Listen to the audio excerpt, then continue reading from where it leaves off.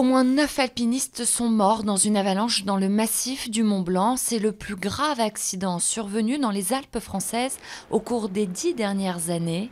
Le Mont Maudit est la deuxième voie la plus empruntée pour effectuer l'ascension du Mont Blanc.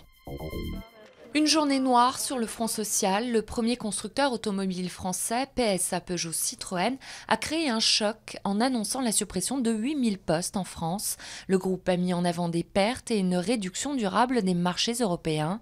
L'ensemble de la classe politique appelle au soutien à la filière automobile.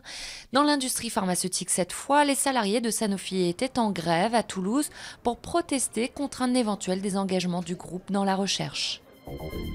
La Russie rejette le projet de résolution sur la Syrie déposé à l'ONU. Elle a qualifié le texte d'inacceptable et menace de mettre son veto s'il est soumis au vote du Conseil de sécurité. Le régime syrien poursuivait jeudi ces violences, faisant au moins 8 morts dans des bombardements. Une ONG soupçonne le régime de Bachar el-Assad d'utiliser des bombes à sous-munitions dans la région de Hama. Au moins 100 personnes sont mortes au Nigeria dans l'incendie d'un camion-citerne. Le véhicule qui a fait une embardée pour éviter d'en percuter d'autres a fait lui-même une cinquantaine de blessés. Peu de temps après cet accident, des centaines de personnes ont afflué pour récupérer le pétrole. Voici les 3 nouveaux cosmonautes qui auront le privilège d'aller sur la Station spatiale internationale. Avant cela, la nouvelle équipe est arrivée au cosmodrome de Baïkonour au Kazakhstan pour se préparer. Le décollage est prévu pour dimanche.